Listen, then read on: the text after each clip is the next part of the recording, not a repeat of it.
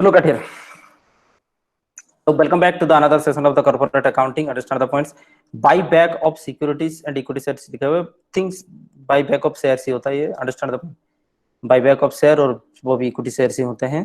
Look at the things is कि ये अभी देखो जो बता रहे हैं हम वही से फिर से लास्ट में जाकर के अब सवाल है वही पूछोगे कि ये कौन सा सिलेबस में कौन सा सिलेबस में नहीं है. हालांकि है जो चीज है ये ओल्ड सिलेबस को लेकर के चले तो ये 100% है. Understand the points. सब कुछ पूरा एग्जांपल के साथ प्रैक्टिकल के साथ सब कुछ थियरी के साथ प्रोविजंस के साथ लेकर के ओल्ड सिलेबस में.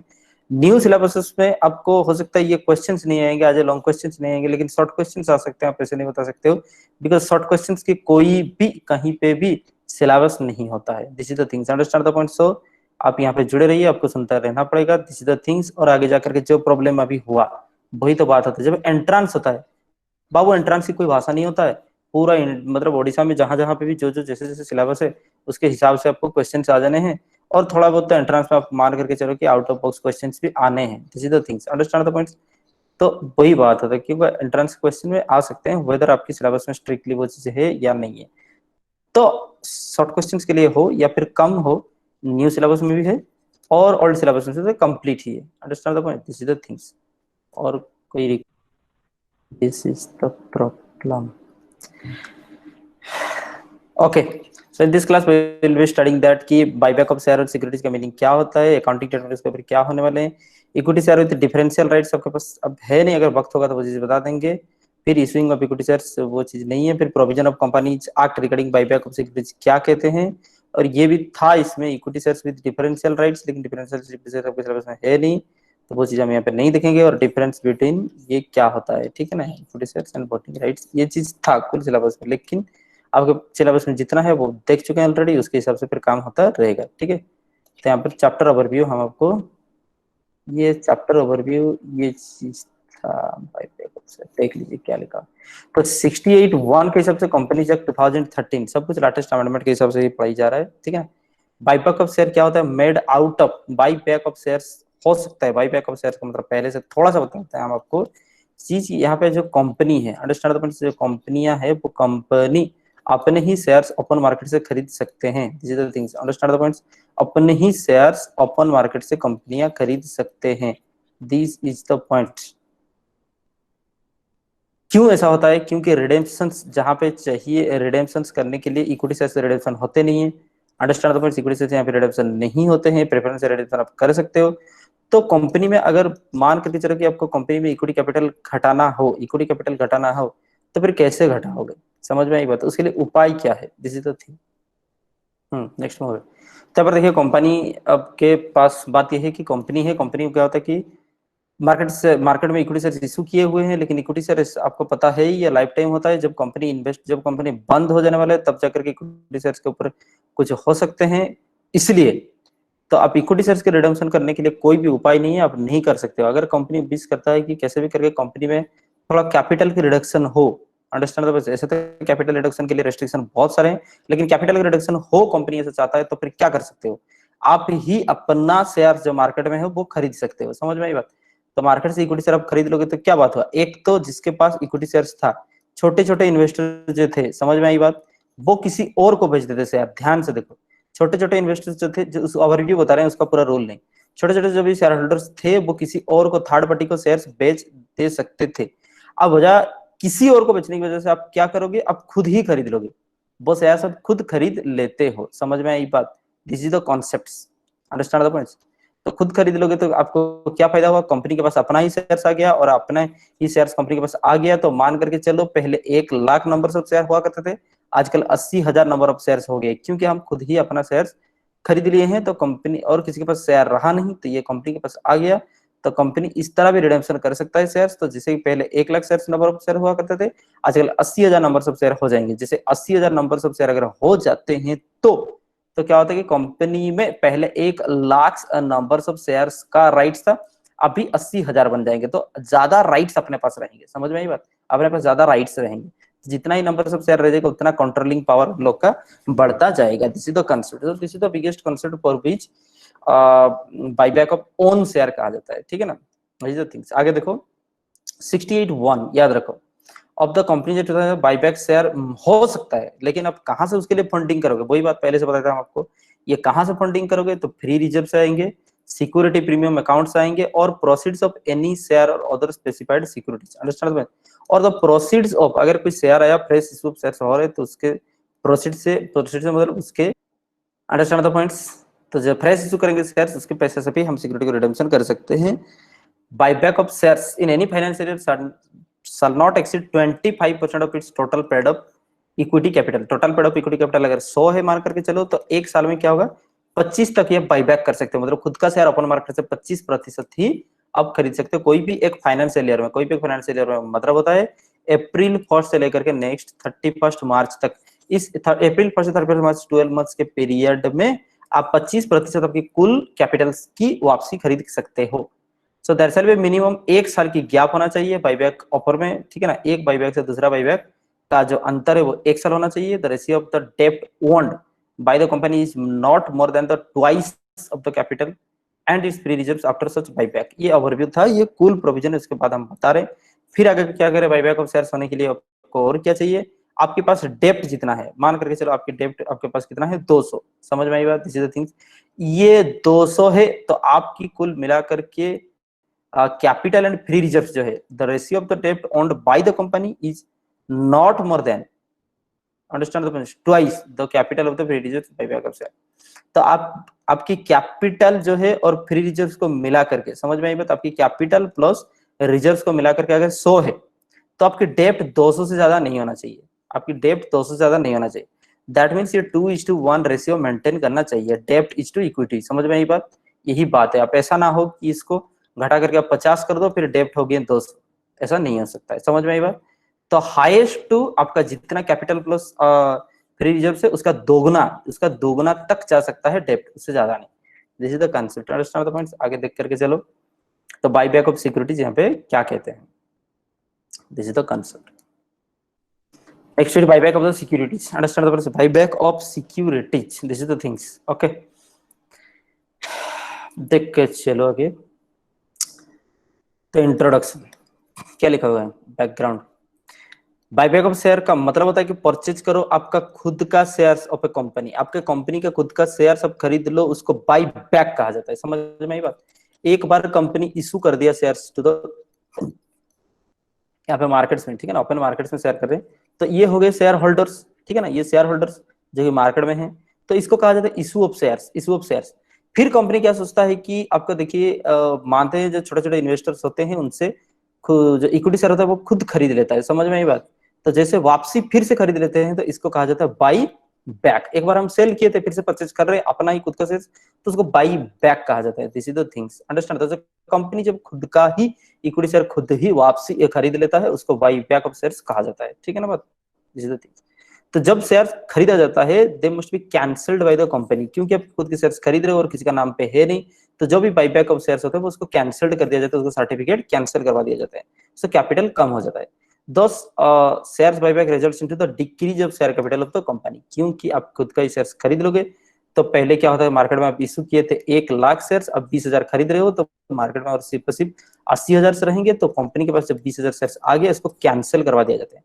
तो कैंसिल करने से कंपनी का शेयर्स डिक्रीज हो जाता है, लेकिन एक तो फंडामेंटल रूल है उसके लिए, कभी भी कंपनी का शेयर्स ना डिक्रीज नहीं होना चाहिए। This is the part, understand the points. तो आगे देख करके चलो फिर क्या हो रहा है।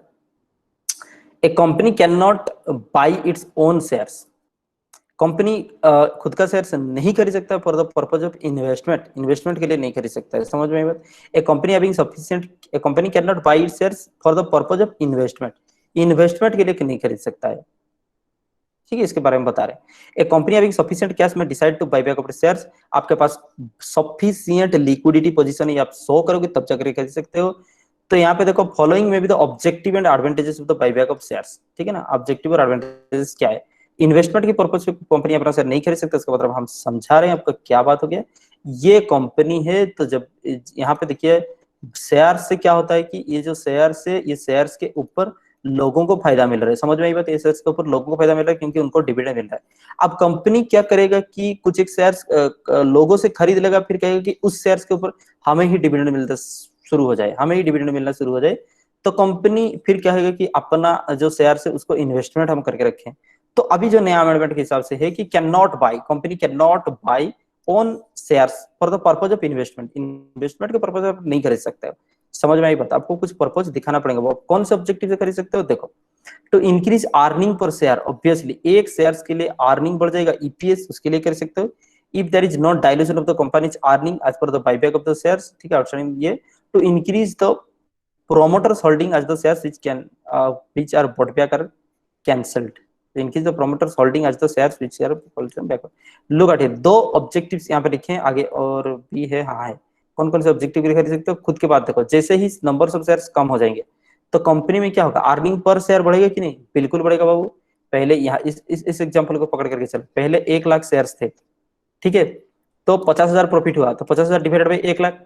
अभी क्या होगा कि अब क्या करोगे, बाईबैक ऑफ शेयर करने से क्या होता है, नंबर ऑफ शेयर कम हो गए, तो नंबर ऑफ शेयर कम हो गए। अभी मान करके चलो 80,000 शेयर है, उसी 50,000 डिवाइडेड बाई 80,000, तो एक शेयर के ऊपर जो रेवेन्यू है वो बढ़ गया कि नहीं। तो नंबर ऑफ पार्टिसिपेंट अगर कम हो जाएंगे, एक कंपनी में 2 ही पार्टनर है, तो 2 ही पार्टनर जब है तो बाबू प्राइवेट कंपनी की बात करें, प्राइवेट कंपनी में जब 2 ही पार्टनर है, जितना प्रॉफिट होता है डिवाइडेड बाई 2, मान करके कंपनी में 200 शेयर होल्डर्स है, ठीक है ना, वही बात है। तो फिर जितना ही प्रॉफिट होगा डिवाइडेड बाई 200, तो नंबर ऑफ शेयर्स होल्ड जाएंगे, तो अर्निंग पर शेयर ज्यादा हो जाएगा, एक शेयर्स की अर्निंग मतलब रेवेन्यू प्रॉफिट ज्यादा हो जाएंगे। समझ में आई बात? और प्रोमोटर्स की होल्डिंग्स यहाँ पे बढ़ाने के लिए, this is the thing, understand. तो कंपनी में जितना नंबर ऑफ शेयर हो जाएंगे उनके पास उतना राइट्स है, उतना राइट्स है उतना वोटिंग पावर है। तो कंपनी जब सोचता है कि वोटिंग पावर कम किया जाए, समझ में आई बात, तो क्या करता है वो लोगों की शेयर्स को वापसी खरीद लेता है ताकि अपने पास ज्यादा पावर आ जाए, यही बात है। समझ में आई बात? 1 लाख नंबर ऑफ शेयर्स से उसको कम करते करते कंपनी अगर 10,000 शेयर्स बना देगा, 10,000 शेयर्स बना देगा, ठीक है, दिस इज द थिंग्स, फिर भी तो प्रॉफिट तो उतना ही हो रहा है, उतना ही होगा, ठीक है ना। तो 10,000 शेयर्स बना देगा तो खुद के पास क्या हो गया, लोगों के पास कंसेंट्रेशन ऑफ द पावर हो रहा है, ज्यादा पावर हो रहा है, इकट्ठे हो रहे हैं, केंद्रीभूत हो रहा है। समझ में आई बात? इसलिए हो सकता है आप कर सकते हो बाईबैक ऑफ शेयर। और किसके लिए कर सकते हो, to discourage other to make hostile bid to take over the company as the buyback will increase the promoters holding, ठीक है ना। ये bids नहीं बढ़ सकता, उसके लिए किया जाएगा, ये चीज हम बता रहे हैं। discourage others to make, ये गवर्नमेंट बस और प्राइवेट बस की एग्जांपल हम यहाँ पे आपको देंगे, ठीक है।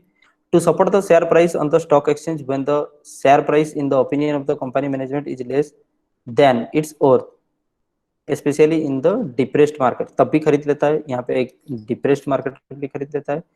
To pay surplus cash to the shareholders when the company does not need it for the business, surplus cash बांटने के लिए, दिस इज द थिंग्स। देखिए बता रहे हैं, to discourage others to make hostile bid to take over the company, to take over the company as the buyback will increase the promoters the holding. देखिए सबसे पहले बात है, कंपनी में जो प्रोमोटर्स हैं, कंपनी में जो प्रोमोटर्स हैं, अंडरस्टैंड द पॉइंट्स, मान करके चलो ये 4 प्रोमोटर्स हैं, ये 4 प्रोमोटर्स हैं, ध्यान से देखो। ये प्रोमोटर्स का मतलब होता है मेन इन्वेस्टर, ठीक है ना, मेन इन्वेस्टर्स। और प्रोमोटर्स का मतलब होता है जियांट इन्वेस्टर्स, जियांट इन्वेस्टर्स जो कि कंपनी को कल शुरू किए थे, यही बात है, कंपनी को जो कि कल जाकर के शुरू किए थे पहले, तो उनके पास होल्डिंग्स और उनके पास पावर सबसे ज्यादा होना चाहिए। सब समझ में आई बात? उसके पास पावर ज्यादा होना चाहिए। तो ये तो एक दिन का प्रोसेस नहीं है, एक दिन में तो ये चीजें हो नहीं सकता है। उसलिए क्या कहते हैं, धीरे धीरे धीरे धीरे धीरे धीरे मार्केट से जो मार्केट के पास जो शेयर्स है, अंडरस्टैंड, धीरे धीरे कंपनी कंपनी बीच बीच में अपने पास शेयर्स खरीद लेता है, ताकि क्या होता है कि ये प्रोमोटर्स के ऊपर ज्यादा वोटिंग राइट्स और ज्यादा पावर बढ़ जाता है। समझ में आई बात? This is the things. और कल जाकर के हमारा कंपनी का शेयर सस्ता ना हो जाए, सस्ता ना हो जाए, समझ में आई बात? क्योंकि due to the demand and forces, company के जो शेयर्स है मार्केट में, due to the demand and supply, sorry, due to the demand and supply force, company का शेयर्स का प्राइस क्या होता है, कम भी तो हो सकता है, ज्यादा होने का तो ठीक है अलग बात है, कम भी हो सकता है, ज्यादा भी हो सकता है, वही बात। तो कंपनी को जब लगता है कि नहीं अपने पास ही हम इसका कमांड रखे, इसका पावर रखे, इसको बीड कहा जाता है, समझ में आता है, इसको बीड कहा जाता है, तो ना हो जाए इसलिए कंपनी अपने पास रखता है, और प्रोमोटर्स के पावर क्षमता बढ़ाने के लिए भी अपने पास शेयर्स रखता है। समझ में आई बात? नेक्स्ट क्या कह रहे हैं, देखो, जब डिप्रेस्ड मार्केट है, मान करके चलो मार्केट में डिप्रेस्ड मार्केट चल रहा है, अभी हमारा कंपनी के ऊपर कोई डिमांड नहीं है, तो कंपनी कहता है ठीक है आप लोग छोटे इन्वेस्टर जो है आप मायूस ना हो जाओ, हमको शेयर्स दे दो।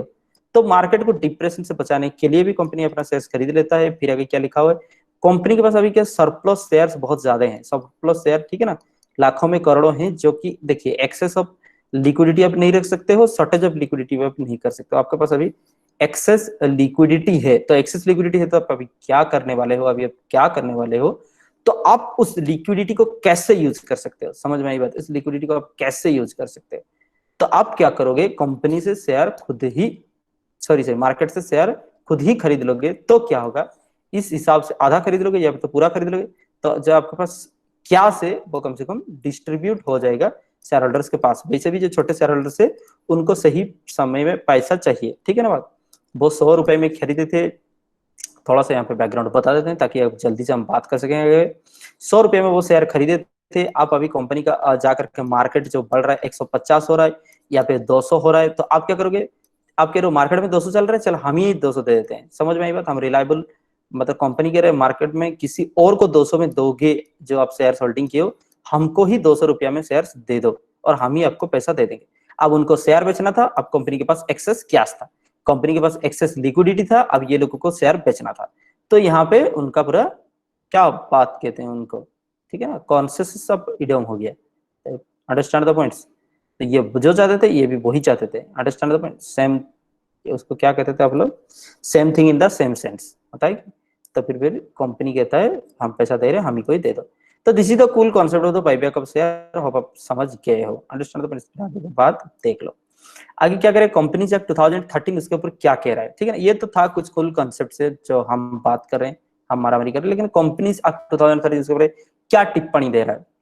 तो सेक्शन 61 परमिट्स कंपनी परमिट्स दे रहा बायबैक ऑफ शेयर्स के लिए, आप खुद की शेयर्स मार्केट से खरीद सकते हो, ठीक है ना, और कोई भी स्पेसिफाइड सिक्योरिटी जब खरीद सकते हो।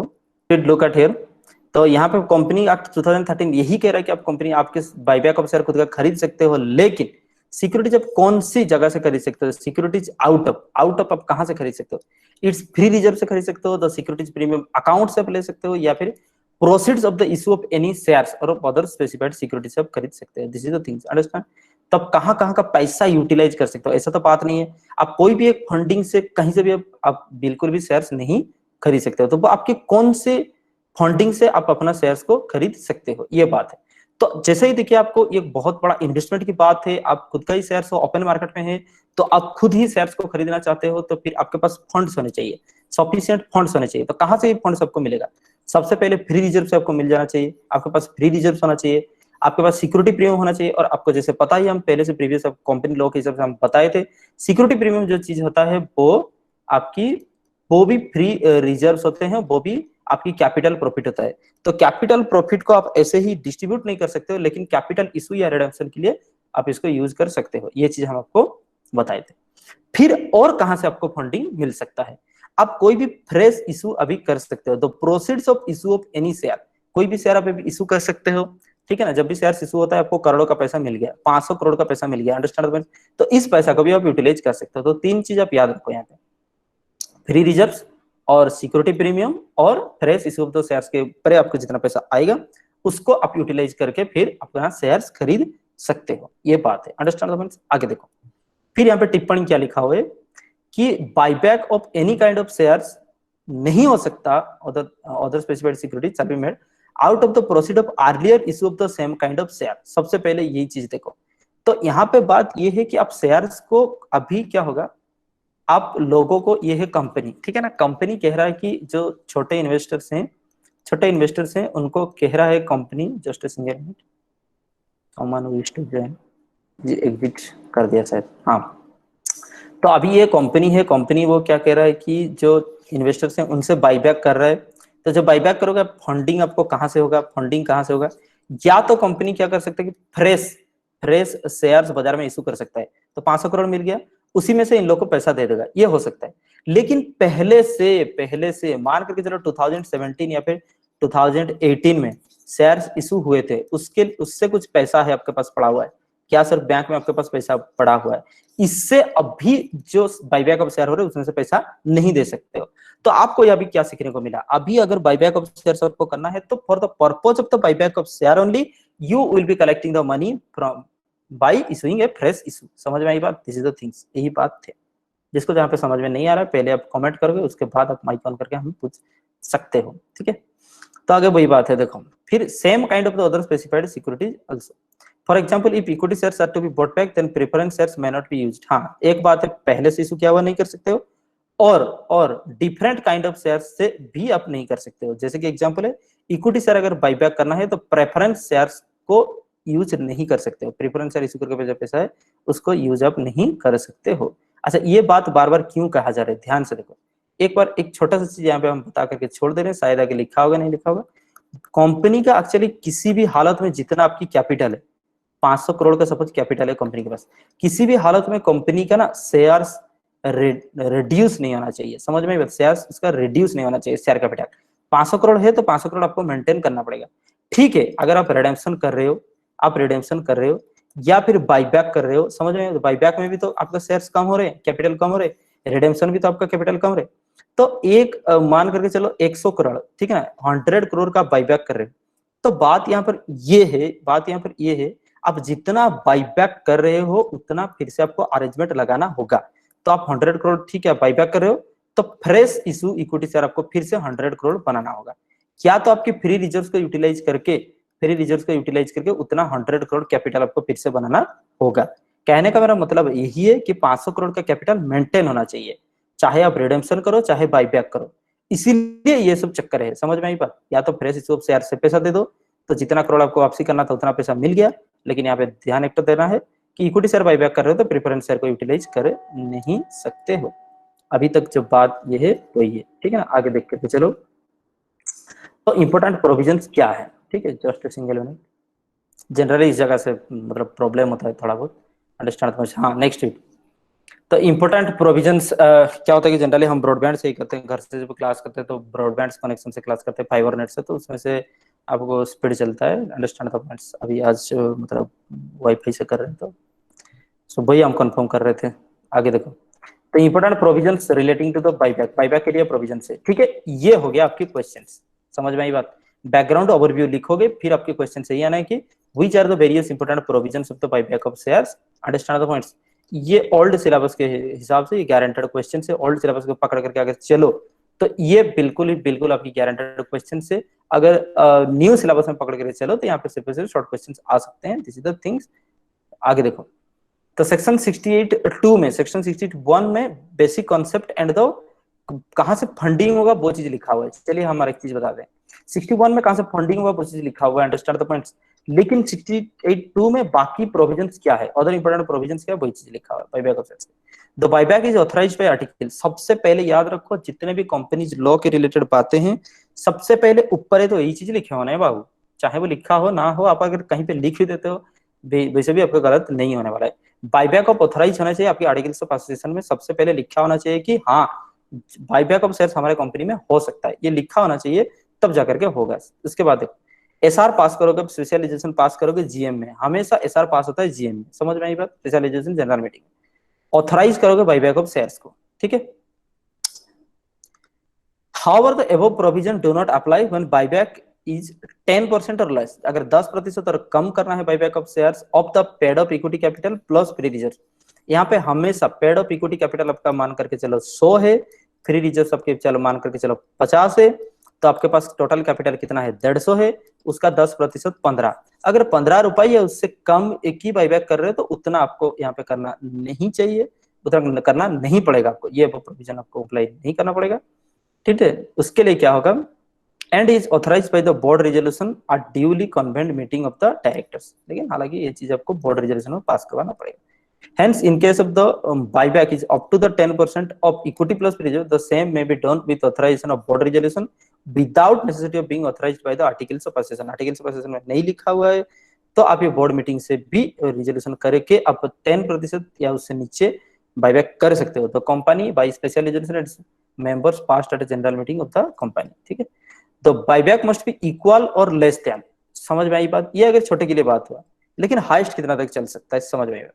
The buyback must be equal or less than 25% of the total paid up capital and free reserves of the company, ठीक है ना। यही बात है, ये तो नंबर 1 टेस्ट हो गया आपका सबसे पहले।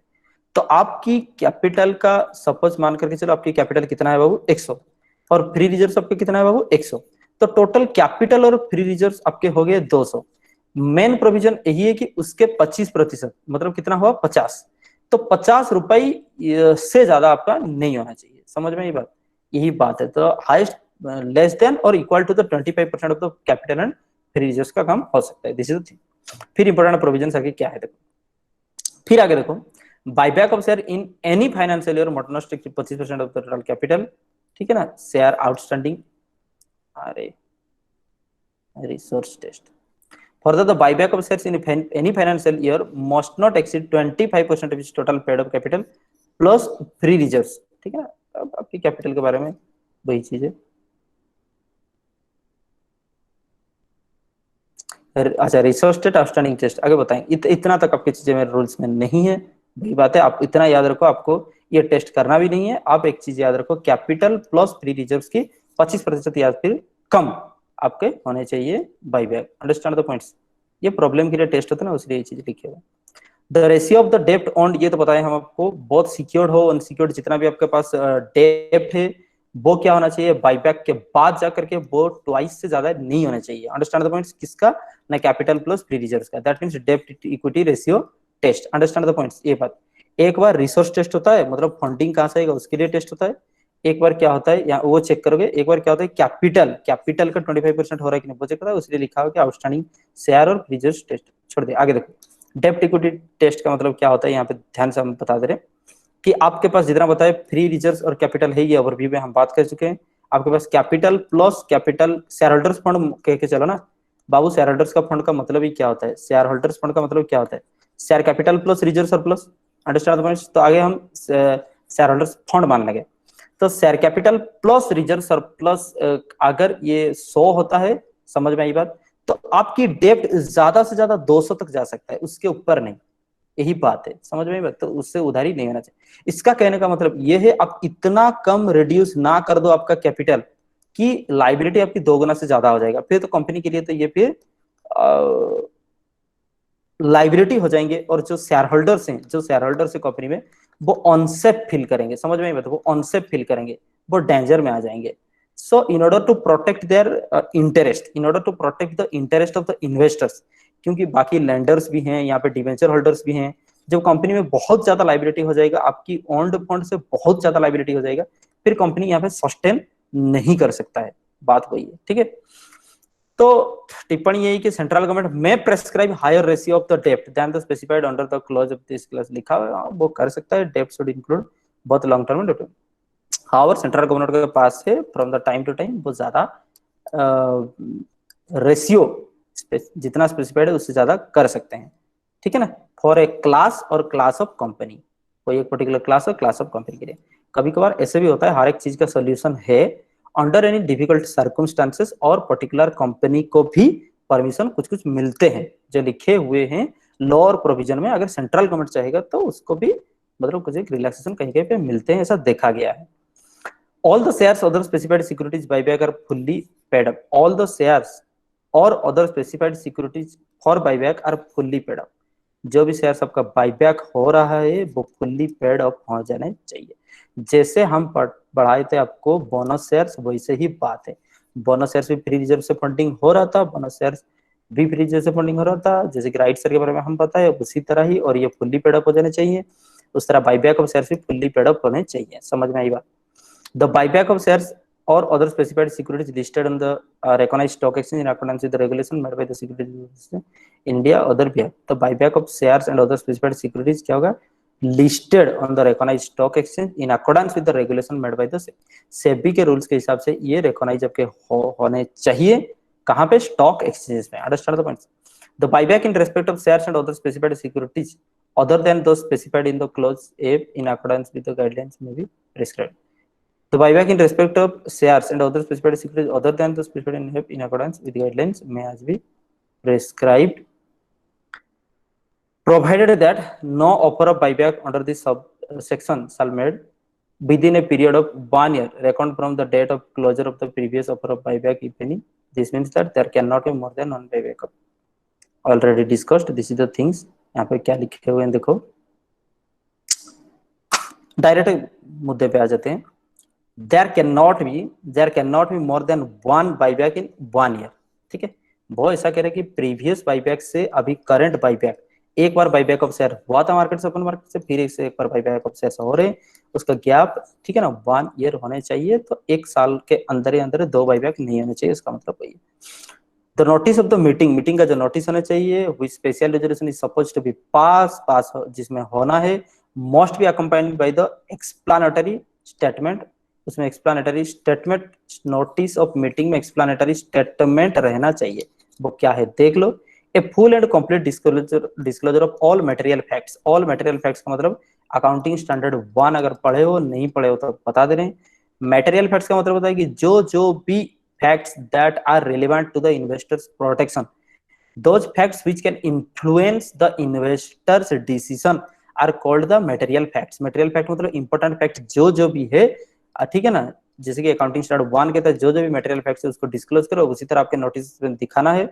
बाईबैक के लिए आप जितना जितना पॉलिसीज किए हो और जो भी चीजें हैं, आप क्यों बाईबैक कर रहे हो, आप गरीबी में जी रहे हो, आपके पास ज्यादा पैसा है, आप लोगों से राइट्स कम करना चाहते हो, या फिर प्रोमोटर्स का राइट्स यहाँ पे बढ़ाना चाहते हो, तो सच्चाई यहाँ पे आपको पर्दाफाश करना पड़ेगा। जो भी आपके पास अभी तक प्लान है, उस प्लान की पर्दाफाश करना पड़ेगा। उस लिए क्या चीज के लिए आप बाईबैक कर रहे हो, वो चीज आपको आपके नोटिस में लिखना पड़ेगा, ठीक है ना। ऑल मटेरियल फैक्ट्स, बाईबैक क्यों कर रहे हो, उसका नेसेसिटी क्या है, क्या आवश्यकता है, ठीक है ना। क्लास ऑफ सिक्योरिटीज, समझ में, वो क्लास ऑफ सिक्योरिटी किसको आप खरीद रहे हो, अंडरस्टैंड द पॉइंट्स, कौन से प्रकार के शेयर्स को आप खरीद रहे हो, वो चीज लिखोगे। The amount to be invested under the buyback, आप इस बाईबैक में कितना पैसा लगाना चाहते हो वो लिखोगे। टाइम लिमिट आप क्या रखे हो बाईबैक के लिए, 2 महीने में खत्म करोगे, 4 महीने में खत्म करोगे, 5 महीने में खत्म करोगे, लिखना पड़ेगा। समझ में आई बात, यही चीज है। एवरी बाईबैक शैल बी, फिर भी लिखा हुआ देखो, completed within 12 months from the date of passing of the special reservation, ठीक है, reservation passed by the board of directors. SR जिस दिन पास हुआ उसके बाद आपके पास 12 मंथ्स है, समझ में आई बात, नहीं तो फिर भी वो भी कैंसिल हो सकते हैं। जिस दिन स्पेशल रेजोल्यूशन पास हुआ उस दिन के 12 मंथ्स के अंदर 12 मंथ्स के अंदर आपको ये चीज क्या करने पड़ जाएंगे, आपको ये चीज बाईबैक ऑफ शेयर जो है, बाईबैक ऑफ शेयर जो है आपको करना पड़ जाएगा, समझ में आई बात, अदरवाइज इसको खारिज किया जाएंगे। आपके पास 12 महीने का वक्त है, ठीक है। आगे देखो, तो बाईबैक हो सकता है, बाईबैक में भी उसके सारे प्रोविजंस पड़े, from the existing security holder on A proportionate basis, understand the points. जो एग्जिस्टिंग सिक्योरिटी होल्डर हैं उनसे प्रोपोर्शनेट बेसिस, मतलब ऐसा कहेंगे जिसके पास 10 शेयर है उनमें से हम 2 शेयर्स बाईबैक कर लेंगे, बाईबैक कर लेंगे मतलब खरीद लेंगे। अरे बाबू दिस इज वॉल्यूंटरी, ऐसा आप नहीं कह सकते हो कि कंपल्सरीली आपकी शेयर्स हमको देना पड़ेगा, नॉट लाइक दैट, जो चाहते हो दे सकते हो। तो proportionate from the existing security holder, from open market, open market से खरीद सकते हो, वही चीज लिखा हुआ है। बाई, अच्छा, by purchasing securities issued to the employees of the company pursuant to the scheme of stock options, option on sweat equity, understand the points, यही बात है।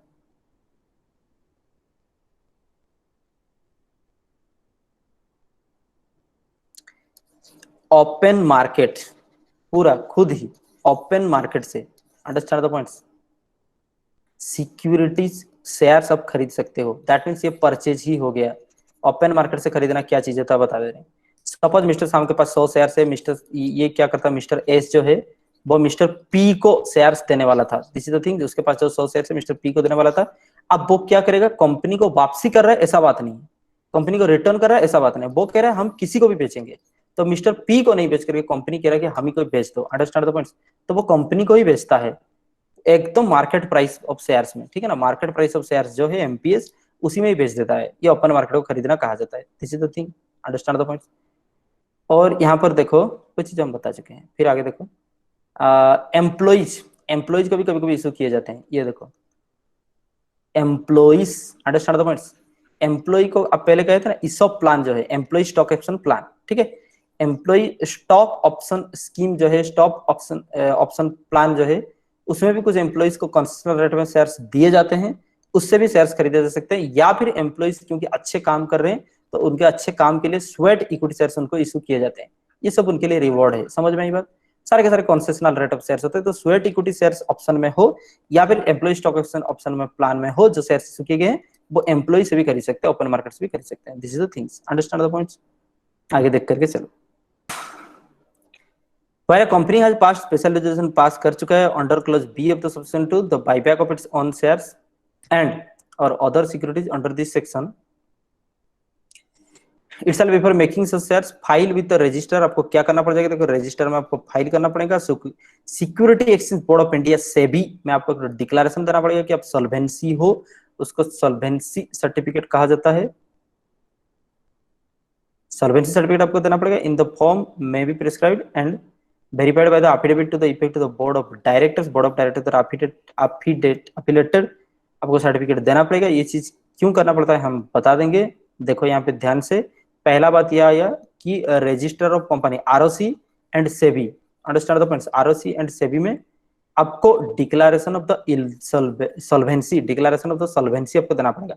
सॉल्वेंसी का मतलब क्या होता है, हमारा कंपनी इसके बाद इंसॉल्वेंट नहीं होगा या फिर अभी नहीं है। समझ में आई बात। So we have sufficient cash to discharge the liability of the shareholders। समझ में आई बात। तो हम अगर ओपन मार्केट से सपोज शेयर्स खरीदते हैं और उनको 200 करोड़ उनको चुकता करना है, तो जैसे ही हम 200 करोड़ उनको शेयर्स का पैसा दे देंगे, फिर कंपनी जब बाद में जाकर के वो क्राइसिस में आ जाएगा। समझ में आई बात, कंपनी जाकर के क्राइसिस में आ जाएगी। तो फिर एग्जिस्टिंग शेयर होल्डर्स जो है और एग्जिस्टिंग डिवेंचर होल्डर्स या फिर लोन प्रोवाइडर जो है वो सफर करेंगे कि नहीं। इसलिए यहाँ पर ये कहा जा रहा है कि आप इसके बाद जाकर के आपका क्राइसिस नहीं आएगा, आप सफिशिएंट लिक्विडिटी मेंटेन कर सकते हो, इसका सर्टिफिकेट हमको दे दो। समझ में आई बात। दिस इज द थिंग्स, यही बात था अभी तक। आगे देखो, फिर लिखा हुआ है कि सॉल्वेंसी सर्टिफिकेट्स, अच्छा इसको इरेज कर देते हैं, दिखाई नहीं दे रहा।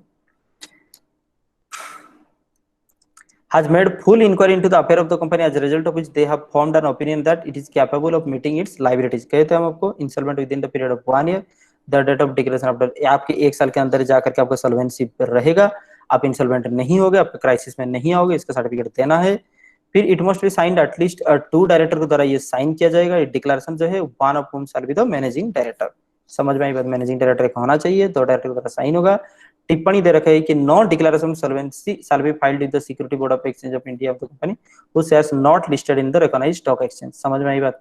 बाबू बात हमेशा वही है, सुनिए, सेबी कहां पे आता है, security exchange board of India कहां पे आएगा, जहां पे स्टॉक रजिस्टर्ड है ना, स्टॉक रजिस्टर्ड है स्टॉक एक्सचेंज में।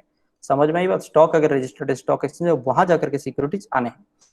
तो वो कह रहा है कि सेबी को जब डिक्लेरेशन फाइल करोगे तो आपका कंपनी बिल्कुल रजिस्टर होना चाहिए, नहीं होने से आप ये काम नहीं कर सकते हो। कंपनी बायबैक करे खुद का security it shall extinguish physically destroy the securities so bought back within the 7 days of the last date of the completion of the buyback. तो लोगों से जो हम वापसी ले गए शेयर्स, समझ में आई बात। बायबैक ऑफ शेयर्स का मतलब यही होता है कि शेयर होल्डर से, ये देखो बायबैक ऑफ शेयर, समझ में आई बात। तो शेयर होल्डर से हम जो शेयर्स को ले गए, हम जो शेयर्स को उठा के ले गए, अंडरस्टैंड द पॉइंट, उसको आगे जा करके क्या करना होगा, आपको फिजिकली डिस्ट्रॉय करना पड़ेगा। बाबू पहले क्या होता है, हम सच बात बता दे रहे हैं आपको, पहले सर्टिफिकेट इशू किए जा रहे थे और उस सर्टिफिकेट जैसे ही इशू किए जा रहे थे, फिर आप जैसे उनसे या तो रिडेम्पशन हो जाता है शेयर्स, ठीक है ना, कैंसिल हो जाता है, या फिर जब रिटर्न हो जाता है या तो बायबैक हो जाता है, उससे से खरीद लेते हैं आप। तो खरीद लेते हो तो शेयर कैंसिल हो गया, तो जैसे ही शेयर्स को कैंसिल हो जाता है उसको डिस्टिंग्विश कर, उसको डिस्ट्रॉय कर दोगे। समझ में, एक्सटिंग्विश का मतलब होता है आग लगा देना, मतलब उसको डिस्ट्रॉय कर देना। समझ में आई बात। लेकिन बाबू आजकल कहाँ फिजिकल सर्टिफिकेट इशू हो रहे हैं, फिर भी ऑनलाइन एक्सटिंग्विश करना का मतलब होता है उसको मिटाना है उनका शेयर्स का, ठीक है। वो भी टाइम पीरियड क्या है, 7 दिनों के अंदर वो सारे के सर्टिफिकेट डिस्ट्रॉय कर देने पड़ेंगे। बायबैक जैसे ही खत्म होता है उससे 7 दिन के अंदर है। जहां पे कंपनी कंप्लीट करता है बायबैक ऑफ शेयर्स और अदर स्पेसिफाइड सिक्योरिटी जो भी है, तो यहाँ पे देखो it shall not make further same kind of shares, आप फिर से इशू नहीं कर सकते हो, including allotment of the further shares, ठीक है ना। यही बात है जो कि सेक्शन 162 में लिखा हुआ है। उधर period of 6 month except by way of bonus issue, bonus issue को छोड़ करके, बोनस इशू की बात नहीं है, ठीक है ना, अगले 6 महीने तक within a period of 6 month, ठीक है। और in the discharge of substitute obligation such as the conversion of warrants, stock option schemes, sweat equity share, conversion of preference share to equity shares, ठीक है। ये सबको छोड़ करके मतलब आप इक्विटी शेयर्स को बायबैक किए हो तो नेक्स्ट 6 मंथ के अंदर फिर से इक्विटी शेयर इशू नहीं करोगे आप, यही बात है। 5 करो, 10 करो, 15 करो, 20 करो, जितना भी इक्विटी शेयर एक बार बायबैक किए हो उसके 6 मंथ, 6 महीने के अंदर आप जा करके फिर से जाकर के फिर से इक्विटी शेयर्स का इशू नहीं कर सकते हो। बात वही है, समझ में आई बात इज्जत। फिर आगे देखो, fire A company buyback it's securities under this section it shall maintain A register. हाँ, यहाँ पे आपको बाईबैक एक रजिस्टर मेंटेन करना होगा, कितना बाईबैक कर रहे हो, कितना नंबर से बाईबैक कर रहे हो, ठीक है ना। आप कंसीडर कैसे पेमेंट किए हो बाईबैक करने के लिए, आप फंडिंग कहाँ से किए हो, कौन से डेट पे आपके बाईबैक कैंसिलेशन हो गए और कौन से डेट पे आप बाईबैक ऑफ शेयर्स को मिटा दिए हो, वो सारे के सारे पर्टिकुलर्स को आप वो रजिस्टर में मेंटेन करके रखोगे, वो भी सॉफ्टवेयर में होते हैं, ठीक है ना। तो ऐसे बहुत सारे प्रोविजन हमको जल्दी जाना पड़ेगा आगे, और आगे हम एग्जाम्पल के जरिए में बता भी देंगे आपको। बिल्कुल, ये अगले कुछ मिनटों में क्लास खत्म होने वाला है, आप देखते रहिए। कंपनी कंप्लीशन ऑफ बाईबैक होने के बाद इसी मतलब इस सेक्शन के अंदर 61 के तहत 62 के तहत कंप्लीशन होने के बाद अब क्या होगा, रजिस्टर में फाइल करोगे, रजिस्टर में और सिक्योरिटी बोर्ड ऑफ एक्सचेंज में, ठीक है ना। ये रिटर्न, हमेशा देखो रिटर्न का मतलब वापसी नहीं होता है, रिटर्न का क्या होता है, रिटर्न फाइलिंग के बारे में हम बता दे रहे हैं। जैसे पापा जी इनकम टैक्स दे चुके हैं या फिर दे रहे हैं, वहां पे आपको रिटर्न फाइलिंग का मतलब बिल्कुल आपको आता है, समझ में आई होता है, बिल्कुल आपको आता है रिटर्न फाइलिंग का मतलब, समझ में आई बात। रिटर्न फाइलिंग का मतलब क्या चीज होता है, यहाँ पे हम आपको बता दे रहे हैं। रिटर्न फाइलिंग का मतलब क्या चीज होता है, यहाँ पे हम आपको बता दे रहे हैं। आपकी जितने भी इनकम टैक्स हुआ, एक बार ध्यान से देखो, आपकी इनकम टैक्स जितने भी मतलब उनके लिए इनकम्स था, ठीक है, कितना इनकम्स था, वो कौन कौन से हेड्स पे आपके इनकम है, कौन से सोर्सेस पे आपको इनकम हो रहा है, और उस इनकम्स के ऊपर आपको एग्जेम्पशन डिडक्शन कितना मिला, ये सारे चीज अंडरस्टैंड द पॉइंट्स। फिर आपको जा करके आपका टैक्स लाइबिलिटी कैलकुलेशन हुआ, सारे के सारे प्रोविजन, ये सारा details, tax liability, income, various sources etcetera, everything, supporting documents, attachment, पान नंबर, सब कुछ दे करके जो फाइल बनता है उसको रिटर्न फाइल कहा जाता है। रिटर्न फाइल का मतलब वापसी नहीं होता, रिटर्न फाइल का मतलब होता है डिटेल्स फाइलिंग, समझ में आई बात। तो वैसे ही बाईबैक ऑफ सिक्योरिटी जब हो रहा है, कितना नंबर ऑफ सिक्योरिटी बाईबैक हुआ, क्या हुआ, उसका एक फाइलिंग होता है, उसका फाइलिंग कभी भी अथॉरिटी पे जब सबमिट होता है उसको रिटर्न फाइल कहा जाता है, समझ में आई बात। कोई भी डिटेल्स का फाइलिंग होने से रिटर्न फाइलिंग कहा जाता है, समझ में आई बात, क्योंकि वापसी ये फिर से फाइलिंग हो रहा है, इसलिए उसका नाम रिटर्न फाइलिंग। तो यहाँ पे रिटर्न फाइलिंग क्या होगा, कॉन्टेनिंग उसमें क्या लिखे होने चाहिए, particulars relating to the buyback within 30 days of such completion. जैसे ही कंप्लीशन होता है बाईबैक ऑफ शेयर, 30 दिन के अंदर ये आपको रिपोर्ट भिजवाना पड़ेंगे, आपको अंडरस्टैंड द पॉइंट, सेबी और रजिस्टर का वो भिजवाना पड़ेंगे। और provided that no return shall be filed with the security board of exchange whose are not listed in the any recognised stock exchange. तो सेबी को आपको भेजना नहीं है जहाँ पे आपको ये स्टॉक एक्सचेंज में रजिस्टर्ड नहीं है बाबू, जहां पे स्टॉक एक्सचेंज पे रजिस्टर्ड आप नहीं हो वहां पे सेबी नहीं आता है, वही बात है, अंडरस्टैंड। आज की डेट में मेरा मानो तो ये सारे के सारे काम जो भी कर रहे हैं, सारे के सारे कंपनी को स्टॉक एक्सचेंज में रजिस्टर्ड होना कंपलसरी है, यही बात होगी। जो नहीं किया हुआ है वो कहेगा हमको इतना सारा काम नहीं करना है, ओपन मार्केट के साथ हमारा लेन देन नहीं है, सेकेंडरी मार्केट में हम बहुत ज्यादा काम नहीं करेंगे, फिर भी लॉ कहता है कि आप स्टॉक एक्सचेंज में अपना सिक्योरिटी रजिस्टर करवाओ, समझ में आई बात। तो सारे के सारे पब्लिक कंपनी मान करके चलो सिक्योरिटी जो एक्सचेंज होते हैं, स्टॉक एक्सचेंज होते हैं, वहां पे रजिस्टर कर दिए होते हैं, ठीक है। यहाँ पे देखो, if A company make default, अगर आप ये काम नहीं कर पाते हो, ऊपर जो भी प्रोविजन बताए हम, रिटर्न फाइलिंग नहीं करते हो, वक्त पे आप काम नहीं करते हो, तो आपको क्या होगा, प्रोविजंस, तो any regulation made by the SEBI आप फिलअप नहीं करते हो, आप उसमें फॉल्ट हुआ, तो कंपनी में भी पनिश आपको दिया जाएगा विद ए फाइन, जो कि ज्यादा नहीं होना चाहिए 1 लाख से, बट विच में एक्सटेंडेड टू 3 लाख, जहाँ की आपको 3 लाख तक जा, तो ये 1 लाख से ज्यादा नहीं होना चाहिए, लेकिन 3 लाख से जा सकता है। एंड एवरी ऑफिसर जो भी ये कंपनी के मतलब इस काम में डिफॉल्ट रहे वो पनिशेबल रहेंगे, जेल तक जा सकते हो अप टू 3 साल तक, और फाइन हो सकता है जो कि 1 लाख से कम नहीं है, और वो जज के ऊपर डिपेंड करता है, 3 लाख तक हो सकता है या तो बोथ। इसका मतलब समझ रहे हो, तो इतना आसान नहीं है। आप जो कह रहे हो कलर टाई और ब्लेजर लगा करके डायरेक्टर बन जाएंगे, हम कंपनी का सीईओ बन जाएंगे, समझ में आई बात, कंपनी अपना खड़ा कर देंगे और मुकेश अंबानी बन जाएंगे, उतना आसान चीज नहीं है। आपकी चार्टर्ड अकाउंटेंट नालायक रहा, आपका लॉयर नालायक रहा, तो आपको क्या होगा, ध्यान से सुनो।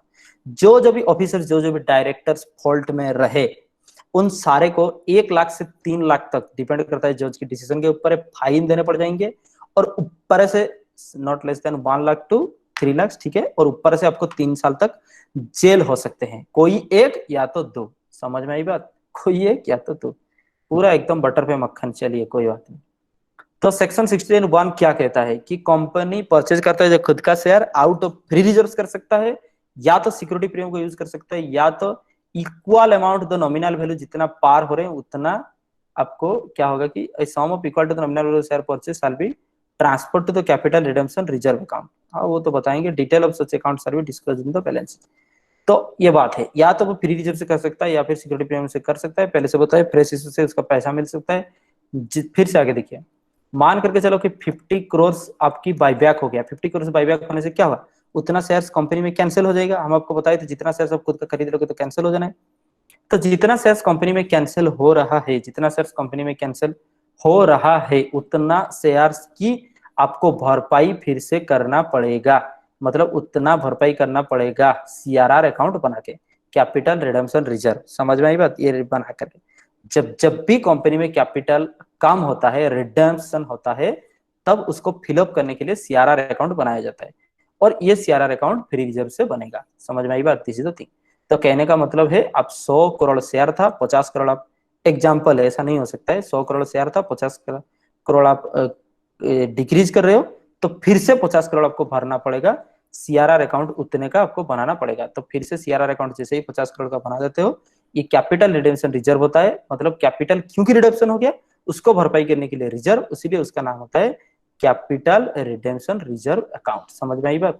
तो ये जैसे ही बना लेते हो फिर से कंपनी में उतना कैपिटल फिर से बढ़ जाता है।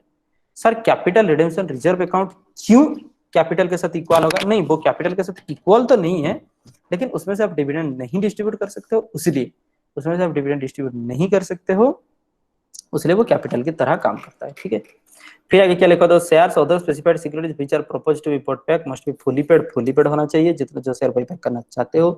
कैपिटल रिडेम्पशन रिजर्व अकाउंट क्या होगा, applied by a company paying on issued share of the company to be issued by the member of fully paid bonus shares। क्या चीज लिखी है, तो कैपिटल रिडेम्पशन रिजर्व अकाउंट, हाँ वो अप्लाई हो सकते हैं कंपनी में बाद में जाकर के fully paid bonus share issue करने के लिए।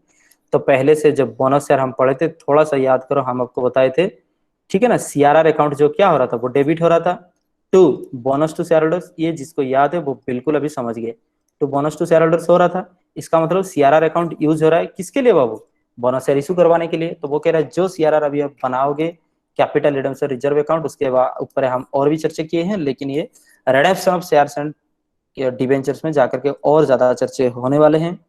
समझ में आई बात, जैसे कि हम बताए थे सब फर्स्ट यूनिट सेकंड यूनिट मिला करके सबसे लेंथी सब्जेक्ट है ये, आगे जाकर के जल्दी खत्म होने वाला है, यही बात है। तो फिर आगे देखो, बोनस शेयर इशू करने के लिए आप सीआरआर को यूज कर सकते हो। फिर आगे देखो, जो अभी बनाओगे मतलब बाईबैक के टाइम में सीआरआर बनेगा, और सीआरआर को जब बोनस इशू करोगे तब यूटिलाइज कर दोगे। ये नंबर 1, ये नंबर 2, ये नंबर 3। ठीक है, आपको जल्दी समझना पड़ेगा। प्रीमियम अमाउंट जो भी है वो एडजस्ट हो जाने चाहिए फ्री रिजर्व में, या तो पहले से जो सिक्योरिटी प्रीमियम अकाउंट है। तो अभी प्रीमियम का मतलब क्या फिर से हम समझाएंगे। समझ में आई बात। अब क्या होगा, देखो आपका कंपनी का ओरिजिनल शेयर का प्राइस था 100 रुपया, this is the nominal value. समझ में आई बात, और फेस वैल्यू। लेकिन आपकी तो मार्केट रेट से आप खरीदोगे ना लोगों से, वो होता है 150 रुपया, ध्यान से सुनो। तो 100 रुपए का जो नॉमिनल वैल्यू था या फिर face value of the share था, वो तो 100 ही रुपए था, लेकिन अभी मार्केट प्राइस जो है वो 150 रुपया हो चुका है। तो 150 रुपया में अभी कंपनी खरीदेगा। समझ में आई बात, 150 रुपया में अभी कंपनी खरीदेगा, दिस इज द पॉइंट। तो जैसे ही 150 रुपये में कंपनी खरीदता है, तो क्योंकि 150 रुपये में वो खरीद रहा है, तो यहाँ पे देखो, यहाँ पे 150 रुपये खरीदने से 50 रुपया प्रीमियम माना जाता है, लेकिन होता नहीं है इन रियलिटी, प्रीमियम माना जाता है। समझ में आई बात, क्योंकि ज्यादा पैसे से खरीद रहा है। तो एक्सेस ऑफ फेस वैल्यू जितना भी है सारे के सारे प्रीमियम माना जाता है। अभी ध्यान से सोचो, ये तो लॉस हुआ ना हमारे लिए। अभी जब प्रीमियम ऑन बाईबैक, ये लॉस हुआ कैसे हुआ, जब इशू कर रहे थे लोगों से हम पैसा ले रहे थे, तो 100 की हम 150 ले रहे थे तो फायदा हो रहा था। अब 100 की 150 देना पड़ जा रहा है, तो प्रीमियम ऑन बाईबैक लॉस है। तो ये लॉस कहां से सेटअप होगा, तो प्रीमियम ऑन बाईबैक, जैसे कि प्रीमियम रिडम्पशन होता था, हम बताए थे इससे पहले, प्रीमियम ऑन बाईबैक फिर से फ्री रिजर्व से सेटअप होगा, या तो सिक्योरिटी प्रीमियम से सेटअप हो जाने हैं। ठीक है, revaluation reserve represents unrealised profit, hence it can not be used. पहले से ही बताए थे, जितना अनरियलाइज्ड प्रॉफिट है उसमें से नहीं होता है, जैसे कि रिवैल्यूएशन रिजर्व है। ठीक है ना, तो रिवैल्यूएशन रिजर्व यहाँ पे यूज नहीं होगा, क्योंकि रिवैल्यूएशन रिजर्व के जरिए हमको कोई भी कैश रियलाइज नहीं होता है, ये ऑटोमेटिकली इस एसेट्स को रिवैल्यू करके हम पैसा लिए थे। ठीक है, आगे देखो कुछ स्पेसिफाइड टर्म्स यहाँ तक आपको एक्चुअली नहीं चाहिए, ठीक है ना, फिर भी ये जो चाहते हो एक्सेस मतलब पढ़ने के लिए इसको स्क्रीनशॉट करके आप बाद में पढ़ सकते हो, यही बात है, ठीक है। आगे देखो मैं स्पेसिफाइड सिक्योरिटीज का मतलब क्या हुआ, फ्री रिजर्व्स का मतलब क्या हुआ ऑलरेडी बता चुके हैं, ठीक है। फिर आ गई इस चीज, तो these are the extra points traced out from the law, understand the points. तो जिसको कुछ एक्स्ट्रा स्टेप जाने हैं नोट्स बनाने के लिए, उनके लिए हम ये प्रोवाइड करते हैं, अंडरस्टैंड द पॉइंट्स। वो अपना खुद नोट्स बनाने के लिए इसको यूज कर सकते हैं। आगे देखो, तो provisions of section 70 of the companies act, ठीक है ना, सेक्शन 70 में कुछ एक मसले लिखे हुए हैं, क्या कह रहा है वो। सेक्शन 70 मेन चीज होता है यहाँ पे एक तो वो कह रहा है कंपनी, कोई भी कंपनी डायरेक्टली या indirectly purchase its own shares and other specified securities, no company shall directly indirectly purchase कर सकता है ऑन सिक्योरिटीज स्पेसिफाइड सिक्योरिटीज। फिर देखो through any subsidiary company including its own subsidiary company और through any investment company और group of investment companies. समझ में आई बात? पहले बात सुनो, कोई भी कंपनी डायरेक्टली या इनडायरेक्टली अपना ही शेयर नहीं खरीद सकता है थ्रू सब्सिडरी कंपनी, अंडरस्टैंड, मतलब उसका जो सब्सिडरी कंपनी होगा उसके जरिए लेकर के आप नहीं खरीद सकता है, या तो थ्रू इन्वेस्टमेंट कंपनी के जरिए नहीं खरीद सकता है। कहने का मतलब है अपना शेयर्स, क्योंकि आपको राइट्स बढ़ाना है, रिडक्शन करना है, उसलिए खरीद सकते हो, इन्वेस्टमेंट के हिसाब से या फिर सब्सिडरी कंपनी के थ्रू से आप नहीं खरीद सकते हो। जैसे कि बता रहे ये मेन कंपनी है, उसका सब्सिडरी कंपनी है, होते हैं ना, बिल्कुल होते हैं, समझ में आई बात। फेसबुक, उसका फेसबुक मेन कंपनी है और व्हाट्सएप जो है उसका सब्सिडरी कंपनी है। फेसबुक का सब्सिडरी कंपनी आपको पता है, इंस्टाग्राम उसका सब्सिडरी कंपनी है, समझ में आई बात। तो फेसबुक को डायरेक्ट काम करना होगा, फेसबुक इंस्टाग्राम के जरिए अपने जो फेसबुक का जो शेयर है वो नहीं खरीद सकता, व्हाट्सएप और इंस्टाग्राम नहीं खरीद सकते हैं फेसबुक के लिए। अपनी पेरेंट कंपनी के लिए subsidiary company buyback of shares नहीं खरीद सकते हैं। सेकंड टू इट, कोई भी इन्वेस्टमेंट कंपनी के जरिए फेसबुक कोई भी इन्वेस्टमेंट कंपनी के थ्रू भी नहीं खरीद सकता है, ठीक है। आगे देखो, if A default is subsisting in repayment of deposit of interest payable thereon, redemption of the debenture or preference shares or payment of dividend to the any shareholder, repayment of any terms of loan, any financial institution or bank by what redemption of debentures or payment of dividend of any shareholder of any interest to the payable thereon any bank। अच्छा ये C point है। अच्छा, कोई भी company अपना shares buyback नहीं कर सकता है, थर्ड कंडीशन कब ना, अगर आप इंटरेस्ट नहीं दे रखे हो, किसको, डिवेंचर होल्डर्स को एंड प्रेफरेंस शेयर होल्डर्स को। क्योंकि वो कह रहे हैं अब तो इंटरेस्ट नहीं दे पा रहे हो तो फिर मार्केट से शेयर क्यों खरीद रहे हो। समझ में आई बात, अपना शेयर खरीदने के लिए पैसा है, इंटरेस्ट क्यों नहीं दे रहे हो। तो जो कंपनी डिफॉल्ट है, रिडेम्पशन ऑफ प्रेफरेंस शेयर्स या फिर डिवेंचर होल्डर्स को अभी तक इंटरेस्ट नहीं दिए हैं, वो शेयर्स बाईबैक नहीं कर सकते हैं। फिर आगे क्या लिखा हो, या फिर कोई भी लोन के ऊपर है भी, provided that buyback is not prohibited if the default is remedied and period of 3 years has elapsed since the cessation of the default। वो कह रहा है अगर डिफॉल्ट का 3 साल बीत चुका है तो वो अलग बात है। इन अकॉर्डेंस विद शेड्यूल 3 के हिसाब से नो कंपनी शैल डायरेक्टली और इनडायरेक्टली परचेज ओन शेयर्स और other specified securities in case of company has not complied with the provisions of section 92। Section 92 में क्या लिखा है, फाइलिंग ऑफ एनुअल रिटर्न, अगर एनुअल रिटर्न फाइल नहीं किए हो तो बाईबैक नहीं कर सकते हो। डिविडेंड पेमेंट नहीं किए हो, डिक्लेरेशन के 30 दिन के अंदर है तो बाईबैक ऑफ शेयर नहीं कर सकते हो, ठीक है। डिस्ट्रीब्यूट ऑफ डिविडेंड नहीं किए हो, एक तो declaration of dividend, distribution of dividend pay आप फेल हुए हो तो नहीं कर सकते हो। और 129 के हिसाब से प्रिपेयर ऑप्शन तो फाइनेंशियल स्टेटमेंट ऑफ प्रिपेयर नहीं किए हो तो भी नहीं कर सकते हो। This is the points, understand. आगे देखो एक्सप्लेनेशन क्या लिखा है। For the purpose of section 68 and the section 70 of the companies act 2013 specified securities और for the free reserve specified securities के एक्सप्लेनेशन ये दे रखे हैं, कोई बात नहीं। ये जो एक्सप्लेनेशन है ये आपकी एक्स्ट्रा नोट्स है, ये बेयर लॉ के हिसाब से चलता है, अंडरस्टैंड द पॉइंट्स। आगे देखो नोट, कुछ इसके नोट्स दे रखे हैं। No offer of buyback for 15% more than the paid of preference share capital this the thing, SEBI guidance क्या कहते हैं उसके ऊपर ये चीज लिखे हुए हैं। अभी कुल एक प्रॉब्लम हम देखते हैं यहाँ पे क्या चीज है, पे बात था। आगे देखो, तो मिस एम लिमिटेड, ठीक है, क्वेश्चन नंबर 1 यहाँ पे डिस्कस करेंगे। एम लिमिटेड जो है उसका समराइज्ड बैलेंस शीट दिया हुआ है in order to save time. यहाँ पे देखिए बहुत hard and fast buyback of share नहीं है, जहां तक कि डिवेंचर्स इशू एटसेट्रा की बात है, बोनस शेयर जहां पे है प्रॉब्लम पॉइंट ऑफ व्यू से लेस इंपॉर्टेंट है, ठीक है, लेस इंपॉर्टेंट है, फिर भी हम समझा दे रहे हैं। ज्यादा सबसे ज्यादा इंपॉर्टेंट पूछ रहे हो तो issue of shares, forfeiture and re issue of shares तक आपको आने हैं, बिल्कुल उसके सारे क्वेश्चन हमारा कवर हो चुके हैं। आगे अगर बात करोगे तो ओल्ड सिलेबस के हिसाब से देखा जाए तो redemption of preference shares, understand the points, debentures ये इंपॉर्टेंट है अगर देखा जाए तो, और इशू ऑफ डिवेंचर्स वो इंपॉर्टेंट है। उसके बाद जाए तो बोनस शेयर्स, समझ में आई बात, ये बात प्रॉब्लम्स पॉइंट ऑफ व्यू से इंपॉर्टेंट है, बाकी सब लेकिन थ्योरी क्वेश्चन सारे हैं। तो यहाँ पर देखो जहां पे बात है कि M limited buyback of shares करने की बात कर रहे हैं, ये उसका समराइज बैलेंस शीट है, ऑथराइज कैपिटल दिया हुआ है जहां पे काम नहीं होता है, इक्विटी शेयर है, प्रेफरेंस शेयर है, रिजर्व कैपिटल, सरप्लस प्रॉफिट्स, बहुत कुछ इसका सफिशिएंट है, सब कुछ पैसे सफिशिएंट से, और कुछ एसेट्स भी दिए हुए हैं। हालांकि इसमें एसेट का तो कोई काम नहीं होता है, एसेट अगर बेचा जाएगा तो उसको फिर आएगा। फिर अगर देखो तो कंपनी रिजोल्यूशन पास करता है, ठीक है, बाईबैक करने के लिए 25% ऑफ इक्विटी कैपिटल वो बाईबैक करना चाहता है, क्योंकि 25% से ज्यादा हो नहीं सकता है। एट द रेट 15 पर शेयर, इसको आपको याद रखना होगा, समझ में आई बात, ध्यान से देखो फिर से 15 पर शेयर, ये इसको आपको याद रखना पड़ेगा, 20% कर रहे हैं। तो हमारा एक शेयर का जनरली कितना था 10, वो 15 में कर रहा है, मतलब प्रीमियम में खरीदेगा, ठीक है। फॉर दिस पर्पज ये इन्वेस्टमेंट अपना सेल कर रहा है कितना में, 30 लाख रुपया में, सॉरी इन्वेस्टमेंट ऑफ 30 लाख, उसका कुल इन्वेस्टमेंट कितना है एक बार देख ले तो, फिक्स्ड कर तो कुछ दिया नहीं, इन्वेस्टमेंट स्पेशल नहीं दिया हुआ, current loans non current investment, हाँ लिखा हुआ नॉन करंट इन्वेस्टमेंट, कुछ फिक्स्ड एसेट के अंदर में भी परमानेंट इन्वेस्टमेंट हो सकता है, उसका जितना भी इन्वेस्टमेंट है छोड़ दीजिए, 30 लाख रुपए का इन्वेस्टमेंट को वो 25 लाख में बेचता है, इसका मतलब नुकसान में बेच रहा है। तो आपको जर्नल एंट्री पास करवाना है ये सारे काम के लिए, तो कर देंगे। सबसे पहला स्टेप क्या होगा, जो पैसा वो जुगाड़ कर रहा है उसको पहले जर्नल एंट्री आता है, ठीक है, वही बात है, स्टेप बाय स्टेप हम बता रहे हैं।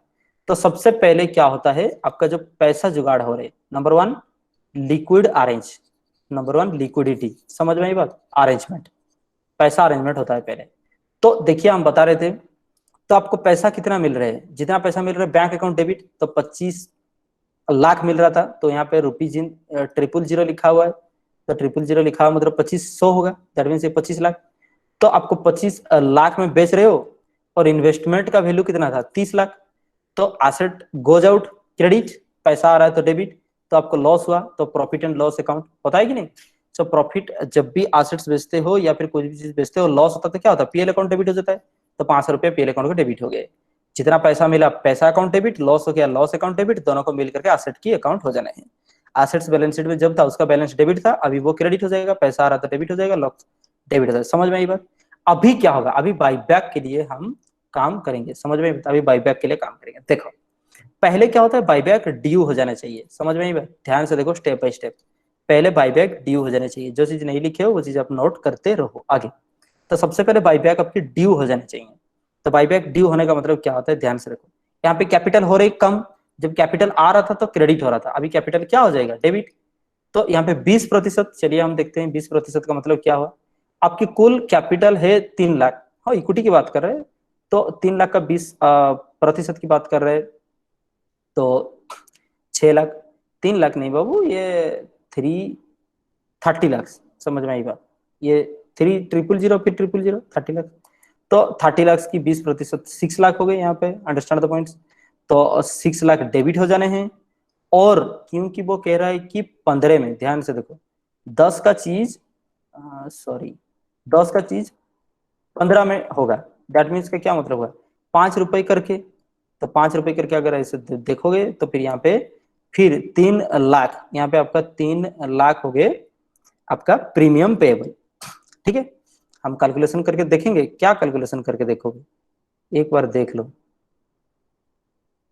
10 का 15 कितना होता है 50%, तो वही बात होता है, कैपिटल कितना हुआ 600 इंटू 50%, हो गया ना 300, ठीक है।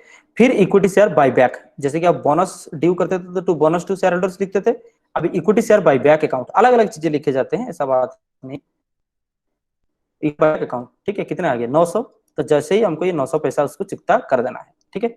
तो अभी तुरंत उसको पैसा दे रहे हैं, लिखा हो पास जनरेटर, सॉरी, उसके पास सफिशिएंट पैसा है तो हम पैसा आराम से दे सकते हैं।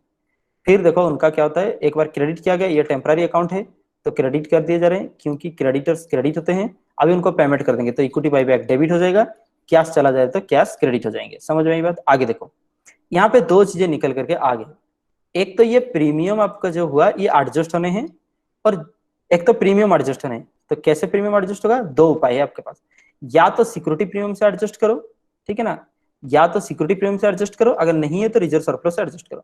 हमारा तो सिक्योरिटी प्रीमियम बहुत है तो उससे पहले एडजस्ट हो जाएगा। अभी ध्यान से सुनो, जब प्रीमियम बाईबैक में दे रहे हैं वो लॉस है, समझ में आई बात? ये लॉस है, ये लॉस को हमको करना पड़ जाएगा सेट ऑफ, ये लॉस सेट ऑफ करना पड़ जाएगा। तो ये लॉस सेटअप कैसे होगा? अगर प्रीमियम देने से लॉस हुआ, जब हम शेयर्स इशू करते हैं तब सिक्योरिटी प्रीमियम आता है, तो जब शेयर्स इशू करते हैं जो सिक्योरिटी प्रीमियम पैसा आता है, जब शेयर्स को वापसी कर रहे हैं उसी को यूज किया जा सकता है। उसीलिए सिक्योरिटी प्रीमियम सबसे पहले सेटअप होता है। समझ में आई बात? This is the thing. जा रहे हैं प्रॉफिट लॉस अकाउंट के, ये जो पुराना कॉन्सेप्ट है, यहाँ पे statement of profit and loss भी डेबिट लिखे जा रहे हैं। समझ में आई बात? Statement of profit loss account भी डेबिट लिखे जा रहे हैं। अब ये भी लिख सकते हो उसका नाम के हिसाब से। यहाँ पे सरप्लस बिल्कुल क्यों नहीं लिख सकते हो? सरप्लस अकाउंट बिल्कुल लिख सकते हो। यहाँ पे loss on sale of investment भी लिख सकते हो, हालांकि loss on sales of investment को जाकर के फिर से प्रॉफिट एंड लॉस अकाउंट में आपको सेटअप कर देना है, कैंसिल कर देना है, उसमें ट्रांसफर कर देना है। समझ में? सब लिख सकते हो। आगे देखो, तो इक्विटी कैपिटल ये चीज हो गया, फिर इक्विटी बाईबैक टू बैंक पैसा हम दे दिए, फिर आगे बात क्या हुआ, सिक्योरिटी प्रीमियम से एडजस्ट हो जाएगा। तो क्या होगा, ये डेबिट था अभी क्रेडिट हो जाएगा, और सिक्योरिटी प्रीमियम का बैलेंस जब बैलेंस शीट में है, क्या आपको पता है लाइबिलिटी में जितना है वो क्रेडिट बैलेंस होते हैं, तो अब उसको क्या कर दिया जाएगा, सिक्योरिटी प्रीमियम को डेबिट कर दिया जाएगा, फिर प्रीमियम से जो प्रीमियम अभी बाईबैक में है उसको क्रेडिट कर दिया जाएगा। तो 300 का जो था वो कैंसिल हो गया, तो सबसे पहले इसको कैंसिल करवाना है। समझ में आई बात? फिर ये जो इक्विटी शेयर 600 रिड्यूस हो रहे हैं, समझ में आई बात? इक्विटी शेयर 600 रिड्यूस हो रहे हैं, हम आपको कंडीशन क्या बताए थे, कोई भी कंपनी का शेयर्स वैसे ही रिड्यूस नहीं हो सकता है कंपनी लॉ के तहत। आप उसके लिए क्या होगा, फिर से कैपिटल बनाना पड़ जाएगा। फिर से कैपिटल बनाने को क्या कहते हैं, capital redemption reserve account, CRR account कहते हैं। समझ में आई बात? जब जब भी कैपिटल रिडेम्पशन होता है या फिर कैपिटल कम होता है तो उसको CRR अकाउंट कहा जाता है, कैपिटल रिजर्व अकाउंट कहा जाता है। तो अभी आपको देखना पड़ेगा कहां से फंडिंग है जो आपको मिलेगा। एक बार देख करके चलते हैं, रिजर्व सरप्लस के अंदर कैपिटल रिजर्व नहीं आने हैं। रेवेन्यू रिजर्व आपके पास कितना है, 4000। समझ में? रेवेन्यू रिजर्व आपके पास 4000 है, और प्रॉफिट लॉस अकाउंट भी है। हाँ कोई बात नहीं, प्रॉफिट लॉस अकाउंट 500 था, ये भी तो अच्छा, ये कुछ कैंसिल हो चुका है। फिर आपके पास जो जो भी फ्री रिजर्व होंगे, जो जो भी फ्री रिजर्व सरप्लस होंगे वो सारे के सारे आप यूज कर सकते हो। यहाँ पे रेवेन्यू रिजर्व के नाम पे लिखे हुए, कोई बात नहीं, जो रिजर्व है, जो रिजर्व सरप्लस है उसी का ही नाम रेवेन्यू रिजर्व है। समझ में आई बात? तो ये देखिए रेवेन्यू रिजर्व का बैलेंस क्या होता है, क्रेडिट होता है, उसको अभी कैंसिल करेंगे थोड़ा सा तो डेबिट कर देंगे। सफिशिएंट पैसा है 600 डेबिट हो सकता है, और CRR अकाउंट हम क्रिएट कर देंगे, कैपिटल रिजर्व अकाउंट क्रिएट कर देंगे। तो बहुत ईजी है, समझ में आई बात? तो कैपिटल होता है क्रेडिट, थोड़ा सा कैपिटल अभी माइनस हो गया, कितना कैपिटल माइनस हो गया, 600। तो 600 कैपिटल माइनस हो गया, 600 का मतलब 6 लाख, ठीक है। तो 600 कैपिटल अभी माइनस हो गया, तो उसके लिए हमको फिर से उसी का जगह फिलअप करना होगा, जितना पानी गिर गया फिर से उस ग्लास में उतना पानी डालना पड़ेगा। तो उतना पानी डालने को कहते हैं CRR अकाउंट। समझ में आई बात? तो ये CRR कैपिटल ही है।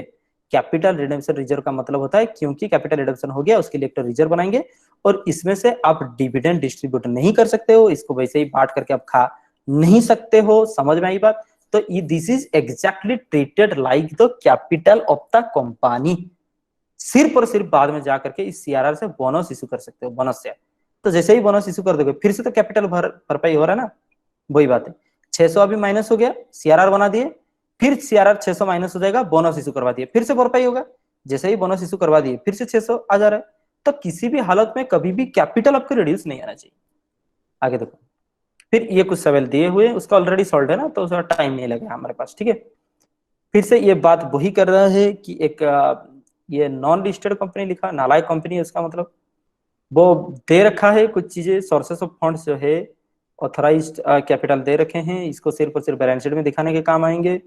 तो 12% रिडेमेबल प्रेफरेंस शेयर से कितना है, 75 रुपए है, 75 रुपए मान करके चलते हैं क्योंकि रुपीज इन करोड़ दिया हुआ है, ठीक है, 75 करोड़। आगे देखो, इक्विटी शेयर 10 रुपए करके एक है जो कि 25 है। फिर रिजर्व सरप्लस भी कैपिटल रिजर्व है जिसका यूटिलाइजेशन कुछ नहीं है। सिक्योरिटी प्रीमियम रेवेन्यू रिजर्व दिया हुआ है जिसका कि यूटिलाइज बहुत कुछ है। रेवेन्यू रिजर्व को यूटिलाइज करेंगे, इसको यूटिलाइज करेंगे। आगे तो एसेट्स वगैरह होगा ही, ठीक है। वो क्या कह रहा है, कंपनी प्रेफरेंस शेयर को भी रिडीम कर रहे हैं भाई, same procedure.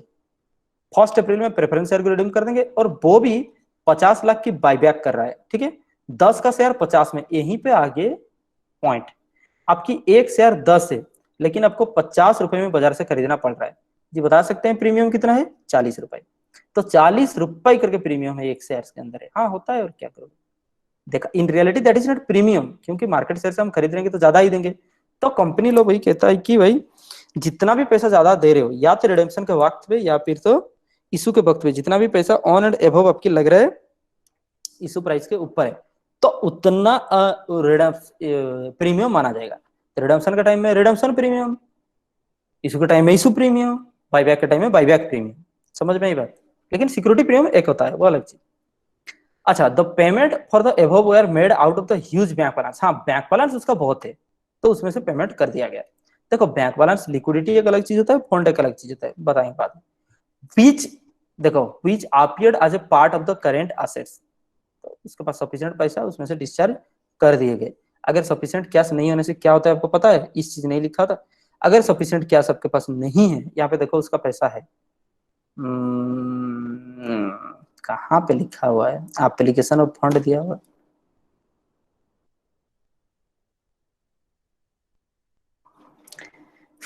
Fixed non current investment at cost current assets. Current assets यहाँ पे जो 340 लिखा है उसके अंदर है, पैसा उसका है, बहुत पैसा है। छोड़ो, जो you are asked to pass journal entry, जब जर्नल एंट्री पास कर दो, prepare balance sheet as on 1 April 2001। तो उसके बाद में आपका बैलेंस शीट कैसे हो जाना है, तो यहाँ पे आपको बैलेंस शीट सीखने को मिल जाएंगे। समझ में ये बात, टाइम सेव करने के लिए ये चीज है। आगे देखो, तो यहाँ पे सबसे पहले कहता है रिडेम्पशन कर दो किसको, प्रेफरेंस शेयर को। तो पहले ड्यू करते हैं, समझ में आई बात। तो पहले ड्यू, ये देखो redemption, sorry, preference share redemption due, सबसे पहले ड्यू करते हैं, ठीक है, नंबर 1 पॉइंट। तो देखो, पहले कैपिटल अगर आएगा तो कैपिटल क्रेडिट होगा, कैपिटल जा रहा है तो कैपिटल अकाउंट क्या होगा, डेबिट होगा। सो 12% प्रेफरेंस शेयर डेबिट हो गए, 75। फिर देना किसको है, प्रेफरेंस शेयर होल्डर को। जैसे कि बोनस टू शेयर होल्डर हो रहा था, इक्विटी शेयर होल्डर को तो इक्विटी शेयर होल्डर रहना है। प्रेफरेंस शेयर का पैसा किसको जाएगा, सिर्फ और सिर्फ प्रेफरेंस होल्डर को जाएगा।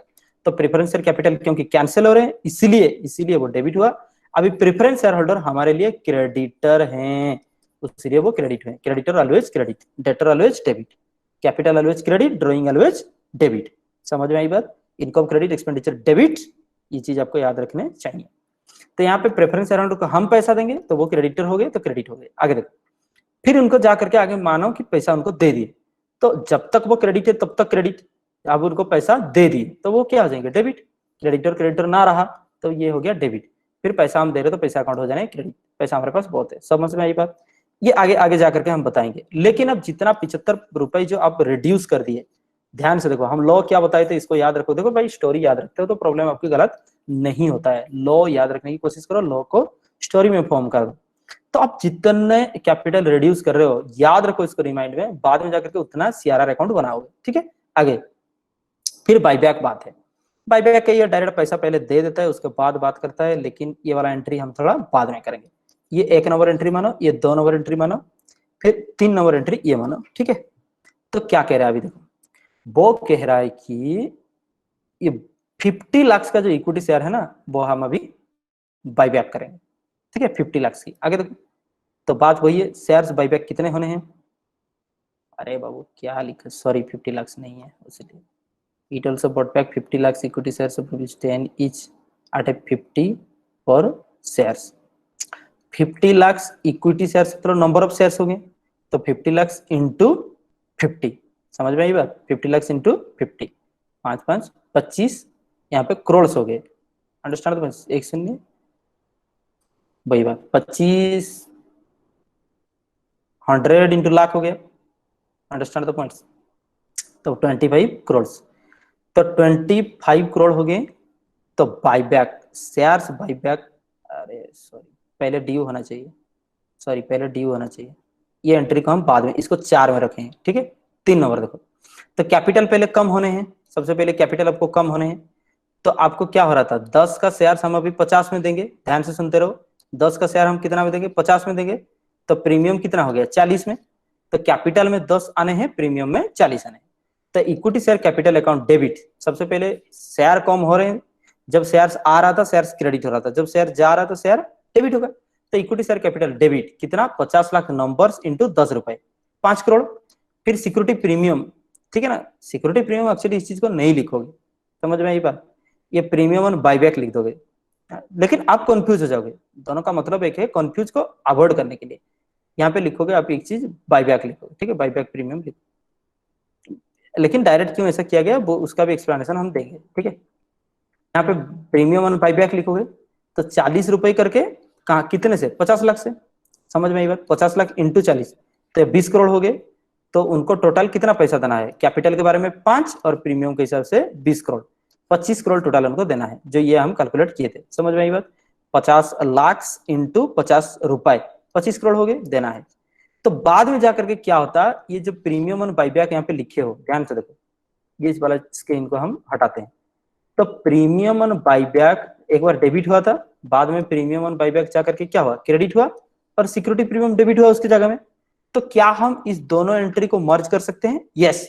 डायरेक्ट कैसे होगा, सीधा और सीधा सिक्योरिटी प्रीमियम डेबिट होगा, क्योंकि एक बार जो डेबिट हुआ फिर से जाकर के क्रेडिट हुआ, तो ये दोनों नॉलिफाइड हो गया, कैंसिल हो गया, बचा क्या, सिक्योरिटी प्रीमियम डेबिट। तो उस चीज को यहाँ पे लिखा हुआ, डायरेक्ट सिक्योरिटी प्रीमियम डेबिट लिख दिया उसकी जगह में 40, समझ आइए। हाँ ऐसा कर सकते हो, लेकिन हम कह रहे हैं ऐसा मत करो, दो एंट्रिया करोगे, ठीक है। आगे देखो, फिर ये जैसे ही होता है, मान करके चलो हम फिर 25 करोड़ उनको ड्यू करवा दिए, ये ड्यू एंट्री हो गया। फिर यहाँ पे पेमेंट करते हैं, समझ में, यहाँ पे पेमेंट करते हैं। तो बाईबैक अकाउंट एक टेम्पररी अकाउंट होता है, टू शेयर्स बाईबैक अकाउंट, ये क्रेडिट हुआ है, जाकर के शेयर्स बाईबैक अकाउंट डेबिट हो जाएगा, और पैसा अकाउंट क्योंकि दे रहे हैं तो पैसा अकाउंट जाकर के फिर क्रेडिट हो जाने हैं। तो पैसा अकाउंट क्या हो जाने बाबू, आपके क्रेडिट हो जाने हैं, समझ में आई बात। This is the thing.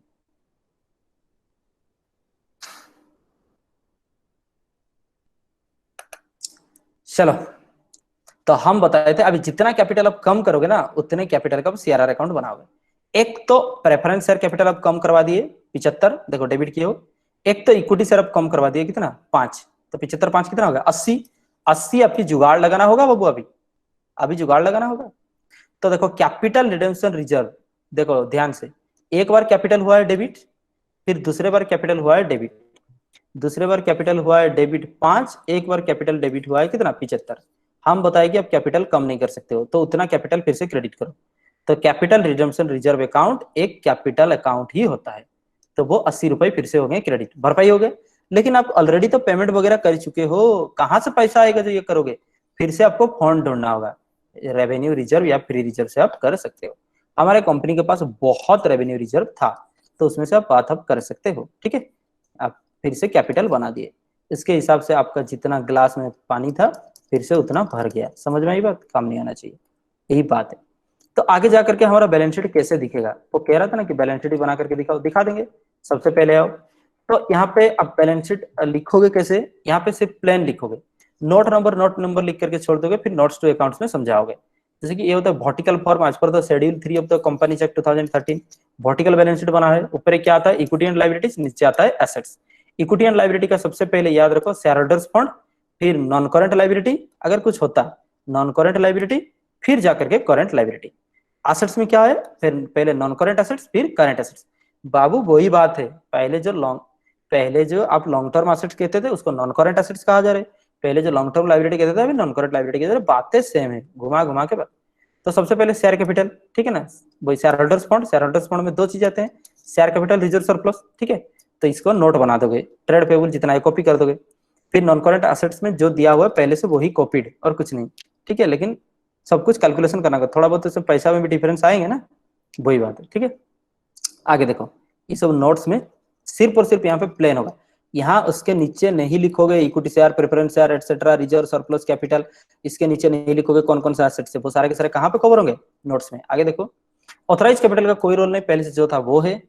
Reserve and surplus देखो, कैपिटल रिजर्व जो था उसको यूज नहीं किए हम, लेकिन कैपिटल रिडम्पशन रिजर्व एक तो नया आया, वो है 80, जो कि पहले नहीं था, समझ में आई बात। पहले जो बैलेंस शीट है यहाँ पे देखो कैपिटल रिडम्पशन रिजर्व नहीं है, लेकिन अभी एक तो आया कैपिटल रिजर्व 80, समझ में आई बात। फिर सिक्योरिटी प्रीमियम की बात हम यहाँ पे कर रहे थे। सिक्योरिटी प्रीमियम पहले से 25 था, लेकिन अभी यूटिलाइज हो गया बाईबैक के लिए कितना, 20। यहाँ पे देखो 20 यहाँ पे मार्क आ गया, समझ में आई बात, सिक्योरिटी प्रीमियम यूटिलाइज हो गया, तो सिक्योरिटी प्रीमियम माइनस हो जाने हैं, बचा कितना 5। रेवेन्यू रिजर्व पहले तो 260 था, लेकिन अभी कैपिटल रिडम्पशन रिजर्व के लिए यूज हो गया कितना 80, सो उसमें से कितना बचा 180। Understand the points, this is the thing. तो अभी रिजर्व सरप्लस, ये एक नंबर गया, रिजर्व सरप्लस के टोटल हेड में कितना हुआ 280, तो यहाँ पे 20 280 बैलेंस शीट में लिखे होंगे, ये देखो 20 280, ठीक है। आगे देखो प्रॉपर्टी प्लांट इक्विपमेंट्स में कोई बदलाव नहीं है, करंट एसेट में कोई बदलाव नहीं है, तो एसेट तो 40 के बाद था, 240 अभी भी दिखा रहे हैं, और ये चीज जो है वो कॉपी पेस्ट मानना है, बात नहीं तक है। अंडरस्टैंड फ्रेंड्स, अब you understand, no problem, thanks for staying on line. समझ में आई बात? इसके ऊपर में अगर कुछ नहीं समझ में आया तो आप बिल्कुल पूछ सकते हो बेझिझक, कोई बात नहीं। थैंक्स अ लॉट, फिर से देखते हैं अगले कोई क्लासेस में।